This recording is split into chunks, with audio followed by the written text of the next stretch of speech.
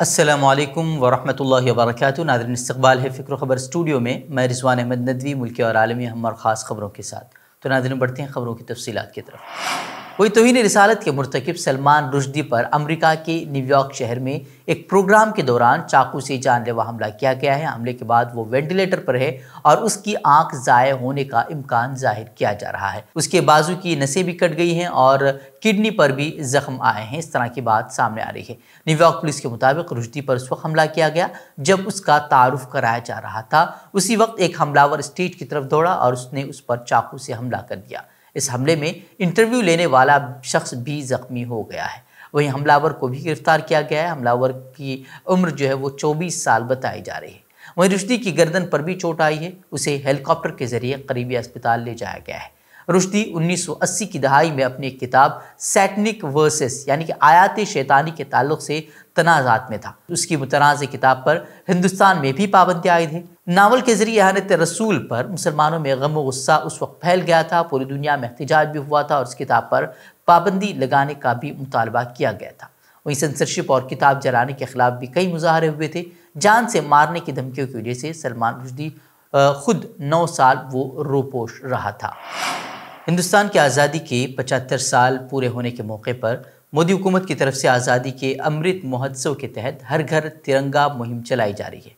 وہیں یتی نرسنگھانن جو کہ ہیٹ سپیچ کیس میں عدالت سے ضمانت پر باہر ہے، اب اس نے ہر گھر ترنگا مہم کی مخالفت کی ہے۔ اس نے ہندوؤں سے اپیل کی ہے کہ وہ اس مہم کا بائیکاٹ کریں۔ اس ترنگا ابھیان کا بہشکار کرو۔ اس نے ہندوؤں سے کہا کہ ترنگے کا بائیکاٹ کرو کیونکہ اس ترنگے نے تمہیں ہی برباد کر دیا ہے۔ ہر ہندو کے گھر پر ہمیشہ بھگوا پرچم ہونا چاہیے، اس طرح کی اس نے بات کی۔ وہیں اس بائیکاٹ مہم کی سب سے بڑی بات یہ بھی ہے کہ اس نے اسے بھی ہندو مسلم سے جوڑنے کی کوشش کی۔ بنگال کی کمپنی ہے جس کا مالک ہے صلاح الدین نام کا ایک مسلمان۔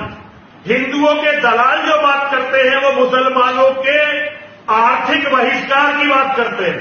چلا چلا کر کہتے ہیں کہ ہندو سماج کو مسلمانوں کا آرتھک بہشکار کرنا چاہیے، اور جب ان کی سرکار بن جاتی ہے تو سرکاری ٹھیکے بھی مسلمانوں کو دیتے ہیں۔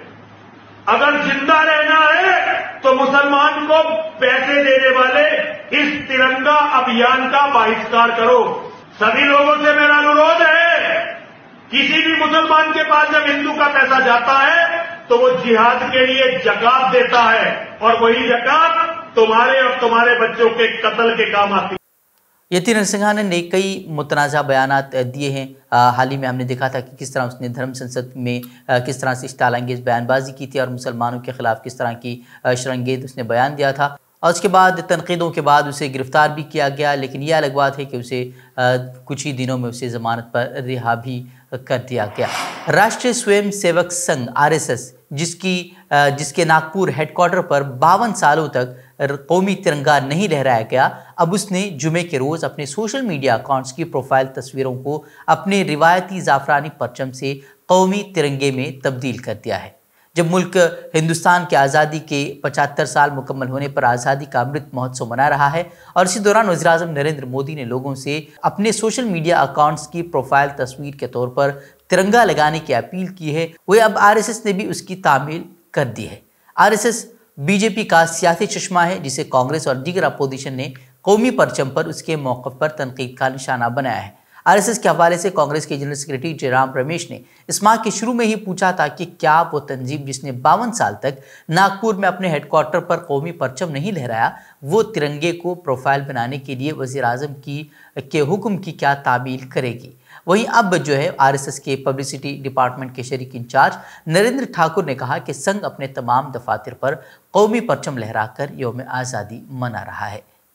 وہیں کانگریس کے سابق صدر راہل گاندھی نے ہند چین سرحد تنازع کو لے کر وزیر اعظم نریندر مودی کو ایک بار پھر تنقید کا نشانہ بنایا ہے۔ انہوں نے سوشل میڈیا پلیٹ فارمز پر ایک پوسٹ کیا ہے جس میں انہوں نے وزیر اعظم مودی پر ترنگے کا سودا کرنے کا الزام عائد کیا ہے۔ انہوں نے کہا کہ اقتدار میں آنے سے پہلے چین کو لال آنکھ دکھانے والے وزیر اعظم 8 سالوں سے چین کے آگے سر بسجود ہے۔ وزیر اعظم کے منہ سے چین کا نام تک نہیں نکلتا۔ اپنے فیس بک پوسٹ میں انہوں نے لکھا ہے کہ چین کے ساتھ ترنگے کا سودا کرنے والے وزیر اعظم کو چین کی دراندازی کیسے نظر آئے گی۔ سچا حب الوطن تو وہ ہے جو اپنے ملک پر کوئی آنچ نہ آنے دے۔ سچا حب الوطن وہ ہے جو ملک کے ایک ایک انچ کی حفاظت کے لیے لڑ جائے۔ ملک کا سچا خادم وہ ہے جو اپنے ملک کی زمین کے وقار اور شان کو بنائے رکھنے کے لیے وقف ہو جائے۔ چین نے ہمارے ملک کی سرحدوں پر قبضہ کرنے کی ہمت کی ہے۔ اقتدار میں آنے سے پہلے چین کو لال آنکھ دکھانے والے وزیر اعظم 8 سالوں سے چین کے آگے جھکے ہوئے ہیں۔ وزیر اعظم کے منہ سے چین کا نام تک نہیں نکلتا ہے۔ اور راہل گاندھی نے یہ سوال بھی کیا کہ ایسی کیا وجہ ہے کہ ترنگے کے لیے چین سے درآمد کیے پالسٹر کا سہارا لینا پڑ رہا ہے؟ ایسی کیا وجہ ہے کہ جب سرحد پر چین کی دراندازی بڑھ رہی ہے تب ہندوستان میں چین سے درآمد کی بڑھ رہی ہے؟ سپریم کورٹ نے آج سبھی ریاستوں سے حج کمیٹی کی صورتحال پر مکمل رپورٹ طلب کی ہے۔ ساتھ ہی ریاستوں کو ہدایت دی ہے کہ وہ یہ تفصیلی جانکاری 2 ہفتے میں دیں۔ دراصل سپریم کورٹ سینٹرل حج کمیٹی کے سابق رکن حافظ نوشاد احمد اعظمی کی ایک عرضی پر سماعت کر رہی تھی۔ عرضی میں کہا گیا ہے کہ مرکزی و ریاستی حکومتیں حج کمیٹی ایکٹ 2002 کے سخت ضابطوں پر عمل نہیں کر رہی۔ اس کے ساتھ ہی ضابطوں کے مطابق کمیٹیوں کی تشکیل میں بھی حکومتیں ناکام رہی ہیں۔ وہیں اس عرضی پر سماعت جسٹس ایس اے نذیر اور جسٹس جے کے مہیشوری کی بینچ کر رہی تھی۔ اس بینچ نے جمعے کے روز ریاستوں سے حج کمیٹی کی جو تفصیل جمع کرنے کی ہدایت دی ہے اس میں کمیٹی کے اراکین کے نام بھی بتانے کو کہا ہے۔ ریاستوں کو حلف نامے کے ساتھ جانکاری دینے اور کمیٹیوں کے لوگوں کے نام خاص طور سے بتانے کی ہدایت دی گئی ہے۔ عدالت عظمیٰ نے یہ ہدایت سینئر وکیل سنجے ہیگڑے کی دلیلیں سننے کے بعد دی ہے۔ عرضی دہندہ کی طرف سے ہیگڑے نے بینچ سے کہا کہ کئی ریاستوں نے تعمیری رپورٹ داخل نہیں کی ہے۔ سپریم کورٹ نے آن لائن پلیٹ فارم سلی ڈیلز اور بلی بائی کے مبینہ ماسٹر مائنڈ کے خلاف درج متعدد FIRs پر روک لگانے سے انکار کر دیا ہے جس نے مسلم خواتین کو فرضی نیلامی کے لیے پیش کیا تھا۔ تاہم اس نے ملزم مدھیہ پردیش میں مقیم اومکیشور ٹھاکر کی درخواست پر نوٹس جاری کیا ہے کہ اس کے خلاف مختلف ریاستوں میں درج تمام FIR کو جمع کیا جائے اور اس معاملے کی تحقیقات اور دہلی میں مقدمہ چلایا جائے۔ عدالت نے کہا کہ آپ نے 1 سے زیادہ خواتین کی تصاویر اپلوڈ کی ہیں اور ان میں سے ہر ایک پریشان شخص ہے۔ اب آپ کہہ رہے ہیں کہ انہیں جوڑ دیا جائے کیونکہ دونوں ویب سائٹیں آپ کی ہیں۔ کیا یہ کیا جا سکتا ہے؟ عدالت نے مزید کہا کہ مختلف جرائم ہیں۔ ایک کا تعلق سلی ڈیل سے ہے اور دوسرا بلی بائی سے ہے۔ ہم یہ جاننا چاہتے ہیں کہ کیا جرائم کو ایک دوسرے کے ساتھ جوڑ کر دیکھا جا سکتا ہے؟ کیا آپ کہہ سکتے ہیں کہ جو کچھ بھی 2 ویب سائٹ پر اپلوڈ کیا جاتا ہے اسے ایک FIR تک محدود کیا جائے؟ وہ بتا دیں کہ ان دونوں ویب سائٹ پر سینکڑوں مسلم خواتین کو فرضی نیلامی کے لیے لسٹ کیا گیا تھا۔ ان کی تصاویر بغیر اجازت کے لی گئی تھی اور ان کی ڈاکٹری کی گئی تھی اور ان کی عزت نفس کے ساتھ کھلواڑ کیا گیا تھا جس پر کافی رد عمل سوشل میڈیا سے لے کر ہندوستان میں ظاہر کیا جا رہا تھا اور اس کے بعد اس کے ملزموں کو گرفتار کیا گیا تھا۔ گزشتہ ماہ برطانیہ کو 87 سال کی بدترین خشک سالی کا سامنا رہا جس پر سرکاری طور پر ملک کے اکثر حصوں میں خشک سالی کا اعلان کر دیا گیا۔ برطانیہ میں جنوبی، وسطی اور مشرق میں خشک سالی کا اعلان کے بعد گھرانوں کو طویل گرم اور خشک موسم کے دوران پانی کے استعمال کی نئی پابندیوں کا سامنا کرنا پڑا ہے۔ وزارت آبپاشی کے حکام نے خبردار کیا ہے کہ کئی علاقوں میں دریا میں پانی کی سطح مسلسل اور تیزی سے کم ہو رہی ہے اور ہمارے آبی ذخائر سال کے اس وقت کی توقع سے تقریباً 20% کم ہیں۔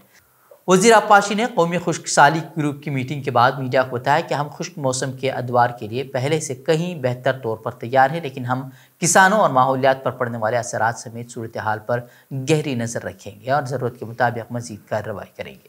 خیال رہے کہ برطانیہ میں 1935 کے بعد ماہ جولائی میں سب سے بدترین خشک سالی کا سامنا ہے۔